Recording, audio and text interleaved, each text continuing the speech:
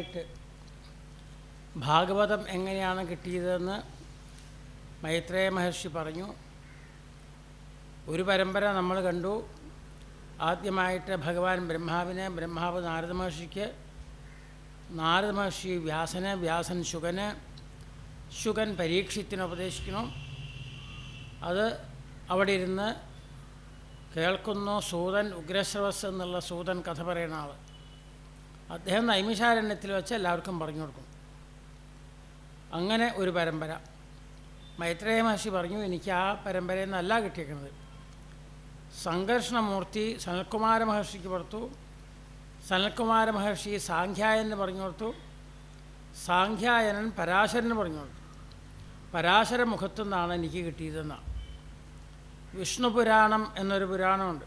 23,000 ശ്ലോകമുണ്ട്.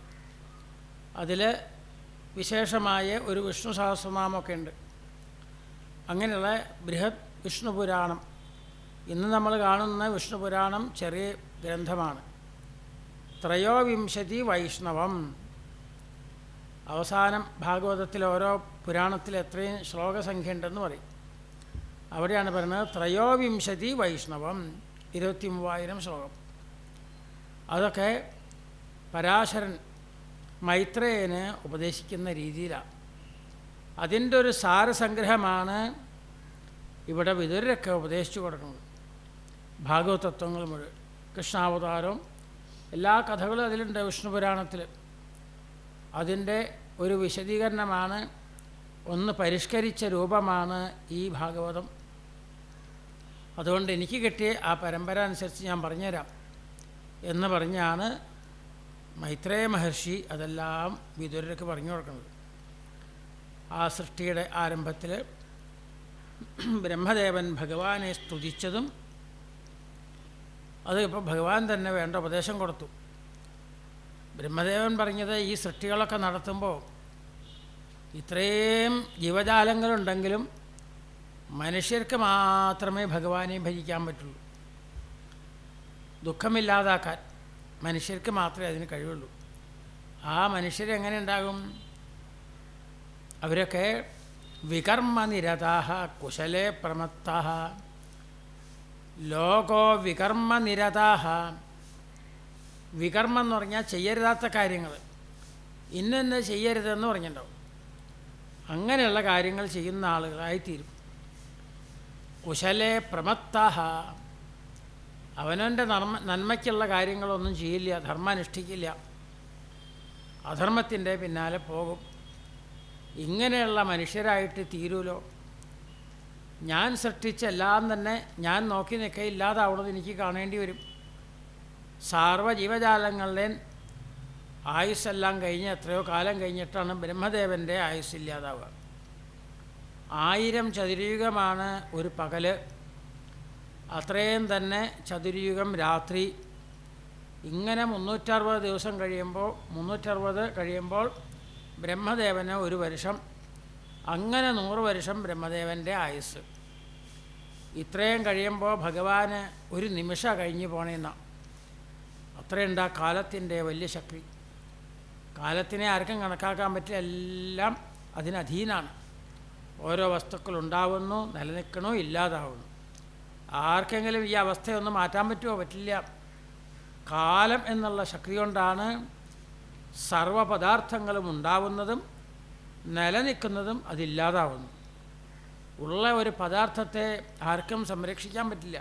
ഉണ്ടായ പദാർത്ഥത്തെ കാലം അതിനെ ഇല്ലാതാക്കും. ചിലപ്പോൾ കുറച്ച് സമയം കൊണ്ടാവും, ചിലപ്പോൾ കുറേ ദിവസം കൊണ്ടാവും, അത്രേ ഉള്ളൂ. അങ്ങനെയുള്ള കാലത്തിന് അധീനരാണ് സർവ്വജീവജാലങ്ങളും. ആ കാലത്തിൻ്റെ എല്ലാം വർണ്ണിക്കും. അതുകൊണ്ട് ബ്രഹ്മദേവൻ വല്ലാതെ വിഷമിച്ചപ്പോൾ പറഞ്ഞു, അങ്ങ് ആലസ്യമില്ലാതിരുന്നോളൂ, സ്വന്തം കർത്തവ്യം നിർവഹിച്ചോളൂ, അങ്ങക്ക് യാതൊരു ദുഃഖം വരില്ല. മറ്റുള്ളവരൊക്കെ ഇല്ലാതാവുമ്പോൾ അങ്ങ് സൃഷ്ടിച്ചല്ലേ, വിഷമം വരുന്നല്ലേ പറഞ്ഞത്. ഒക്കെ എൻ്റെ എന്നൊരു തോന്നലാണ്, എൻ്റെ എന്നും ഞാൻ എന്നുള്ള വിചാരമാണ് സർവ്വ ദുഃഖത്തിനും കാരണം. അത് അങ്ങയ്ക്ക് ഉണ്ടാവില്ല. ആ ഒരു അജ്ഞാനം അങ്ങേ ബാധിക്കില്ല. സൃഷ്ടി നടത്തിക്കോളൂ, പൂർവ്വ കൽപ്പത്തിൽ അങ്ങ് നടത്തിയ പോലെ ചെയ്തോളാൻ പറയും. ഇങ്ങനെ ബ്രഹ്മദേവൻ ഭഗവാന്റെ ഉപദേശം അനുസരിച്ചാണ് പലതരത്തിലുള്ള സൃഷ്ടികൾ നടത്തുന്നത്. പക്ഷികൾ, മൃഗാദികൾ, എത്രയോ തരത്തിലുള്ള ചെടികൾ, ഇങ്ങനെയെല്ലാം കൂടി ചേർന്നുണ്ടെങ്കിലും 10 തരത്തിലാണെന്ന് പറയും. അങ്ങനെ പത്താമത്തേതായിട്ടാണ് പിന്നെ മനുഷ്യൻ്റെ സൃഷ്ടി പറയും. രജോധികാഹ കർമ്മപരാഹ, എന്തെല്ലാം കഴിവുകളുണ്ടെങ്കിലും ആ മനുഷ്യ സൃഷ്ടി ഒരു തരത്തിൽ മാത്രം. പക്ഷേ രജോഗുണം അധികമായി കാമ്യകർമ്മങ്ങൾ ചെയ്ത് അങ്ങനെ ദുഃഖിക്കുന്ന ആളുകളാവും മനുഷ്യരെന്നത്. ഇതൊക്കെ കഴിഞ്ഞ് ബ്രഹ്മദേവൻ പല തരത്തിലുള്ള സൃഷ്ടികൾ നടത്താം. അതിനു മുൻപായിട്ട് കാലത്തിൻ്റെ ശക്തി എന്ന് പറയും. ആർക്കും തടുക്കാൻ പറ്റാത്ത, ആർക്കും നിയന്ത്രിക്കാൻ പറ്റാത്ത, എല്ലാവരും ആ കാലത്തിന് അധീനരാണ് എന്ന് പറഞ്ഞ് കാലത്തിൻ്റെ പ്രഭാവം എന്ന് പറയാം. ഈശ്വരശക്തി തന്നെയാണ്. ഉള്ളിലാവുമ്പോൾ ആത്മാവെന്ന് പറയും, പുറത്താവുമ്പോൾ അതിന് കാലം എന്ന് പേര്. ഭഗവാന്റെ തന്നെ ഒരപാര അചിന്ത്യമായിട്ടുള്ള ഒരു ശക്തി വിശേഷമാണ്. അതിനൊക്കെ വർണ്ണിച്ച് കേൾപ്പിക്കുകയാണ് ഇവിടെ അടുത്ത അധ്യായത്തിൽ. ശ്രീമൈത്രേയ ഉവാച ചരമസദ്വിശേഷാണാം അനേകോ സംയുത സദാ പരമാണുസവിജ്ഞേയോ നൃണാമൈക്യഭ്രമോ യഥാ സദൈവപദാർത്ഥസ്യ സ്വരൂപാവസ്ഥ്യസ്യ കൈവല്യം പരമമഹാനവിശേഷോ നിരന്തര ഏവം കാലോപ്യനിമിത സൗക്ഷ്മേ സ്ഥൗല്യേ ച സത്തമാം സംസ്ഥാനഭുക്തിയ ഭഗവാൻ വ്യക്തോ വിഭുവും സകാലപരമാണുർവയ്യോ ഭുങ്ക്തേ പരമാണുതാം സതോ വിശേഷഭുഗ്യസ്തു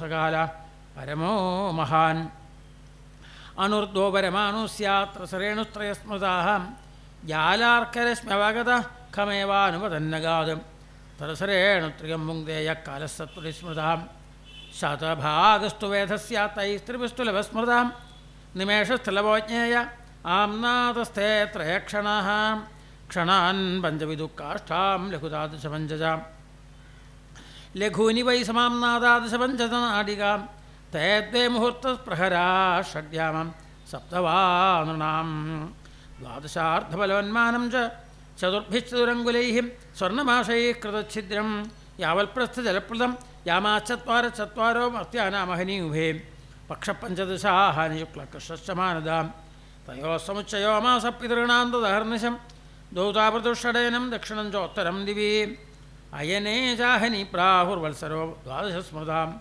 സംവത്സരശതം നൃണാം പരമായുർനിരൂപിതം രക്ഷതാരാചക്രസ്ഥ പരമാന്വാദിനാ ജഗത് സംവത്സരാവസാനേന പര്യേത്യനിമിഷോ വിഭൂ സംവത്സരപരിവത്സര ഇടാവത്സരേവ ച അനുവത്സരോ വത്സരശ്ചവിതിര ഏവം പ്രഭാഷ്യത്തെ യസൃജ്യശക്തിമുരുധോച്ഛ്വസയൻ സുശക്തിയാം പുംസോഭ്രമായ വിധാവതി ഭൂതഭേദാം കാലാഖ്യയാ ഗുണമയം ക്രതുഭിർവിതന്വൻ തസ്മൈ ബലിം ഹരത വത്സരപഞ്ചകായാം വിതുരൗവാച പിതൃദേവ മനുഷ്യാണാമായു പരമിതം സ്മൃതം പരേഷാം ഗതിമാചക്ഷ്വ യേസ്യുക്കൽപാദ്ഭിർവിദം ഭഗവാൻ വേദ കാലസ്യാം ഗതിം ഭഗവതോ നനു വിശ്വം വിചക്ഷതേ ധീര യോഗരാധേന ചക്ഷുഷാം മൈത്രേയ ഉവാച കൃതം ത്രയതാ ദ്വാപരം ച കലിച്ചേജര്യുഗം ദിവ്യൈർദ്വാദശിർവർഷൈഃ സാവധാനം നിരൂപിതം ചത്വാരി ത്രീണി ദ്വയചൈകം കൃതാദിഷു യഥാക്രമം സംഖ്യാതാനി സഹസ്രാണി ദ്വിഗുണാനി ശതാനി ച സന്ധ്യോംശയോരന്തരേണ യക്കാലപഞ്ച ശതസംഖ്യയോഃ തമേവാഹുര്യോഗം തജ്ഞായത്ര ധർമ്മോ വിധീയത്തെ ധർമാശ്ചതുഷ്പാൻ മനുജാൻ കൃതേ സമനുവർത്തത്തെ സേവാന്യേഷധർമ്മേണ വേദിപാദേന വർദ്ധതാം ത്രിലോക്യായുസഹസ്രം ബഹിരാ ബ്രഹ്മണോ ദിനം താവത്യവ നിശാദാത യന്നിമീലതി വിശ്വസൃക്ക നിശാവസാന ആരബ്ധോ ലോകകൽപ്പോനുവർത്തത്തെ യാവദ്ദിനം ഭഗവതോ മനുൻ ഭുഞ്ജമുശ്ചതുർദശാം സ്വം സ്വങ്കാലം മനുർഭുങ്ക്തേ സാധികാം ഹേകസപ്തതിം മന്വന്തരേഷു മനവസ്തബ്ധം ശയസ്സുരാഹം ഭവന്തി ചൈവ യുഗപസുരേശാനുയേ താൻ ഏഷ ദൈനംദിനസർഗോ ബാഹ്യം ത്രൈലോക്യവർത്തനാം തിര്യങ് നൃപിതൃദേവാനാം സംഭവോ യത്ര കർമ്മഭിः മന്വന്തരേഷു ഭഗവാൻ വിപ്രസ്വത്വം സ്വമൂർത്തിഭിः മന്വാദിഭിരിദം വിശ്വം അവത്യുദിതപൗരുഷ തമോമാത്രാമുപാദായ പ്രതിസംവൃദ്ധവിക്രമാः കാലേനാനുഗതാശേഷ ആസ്തേ തൂഷ്ണീം ദിനാത്യയേ തമേവാന്വവിധീയന്തെ ലോകാഭൂരാദയസ്ത്രയാः നിശായാം അനുവൃത്തായാം നിർമുക്തശശിഭാസ്കരം ത്രിലോക്യാം ദഹ്യമാനായാം ശക്ത്യാ സംഘർഷണാഗ്നിനാം യാം ദ്യൂഷ്ണാമഹർലോകാജ്ഞനം ഭൃഗ്വാദയോർത്തിതാം താവത് ത്രിഭുവനം സദ്യ കൽപ്പാന്തൈധിതസിന്ധവം പ്ലാവയന്ത്യുൽക്കടാടോപചണ്ഡവാതേരിതോർമ്മയാം അന്തസ്സതസ്മിൻ സല്ലാസ്തേനന്ദാസനോ ഹരി യോഗനിദ്രാനിമീലാക്ഷാः സ്തൂയമാനോ ജനാലയൈः एवं विधैरहोरात्रैः कालगत्योपलक्षितैः अभक्षितमिवास्यापि परमायुर्वयशतं यदर्थमायुषस्तस्य परार्थो विधीयते पूर्वपरार्थोपक्रान्तो ह्यपरोद्य प्रवर्तते पूर्वस्यादौ परार्थस्य ब्राह्मो न महानभूत् कल्पो यत्राभवत् ब्रह्मा शब्दब्रह्मेति यं विदुः तस्यैव चान्ते कल्पोऽभूत् यं पात्ममभिचक्षते यद्धरेर्नाभिसरसासील् लोकसरोरुहम् अयं तु कथितकल्पो द्वितीयस्यापि भारत वाराह इति विख्यातो यत्रासीत् सूकरो हरिं कालोऽयं द्विपरार्धाख्यो निमेष उपचर्यते अव्याकृतस्यानन्दस्य अनादेर्जगदात्मनां कालोऽयं परमान्वादिर्द्विपरार्धान्त ईश्वर नैवेशितुं प्रभुर्भुं न ईश्वरो धाममानिनां विकारैः सहितो युक्तैः विशेषादिभिरावृता आण्डकोशो बहिरेयं पञ्चाशत्कोटिविस्तृता दशोत्तराधिकैर्यत्र प्रविष्टपरमाणुवद लक्ष्यते अन्तर्गताश्चान्ये कोटिशो ह्यण्डराशयाम् तदाहुरक्षरं ब्रह्म सर्वकारणकारणं विष्णोर्धाम परं साक्षात् पुरुषस्य महात्मनः इति श्रीमद्भागवते पारमहंस्यंहितायां तृतीयस्कन्धे एकादशोऽध्यायः सर्वत्र गोविन्दनामसङ्कीर्तनं गोविन्द गोविन्द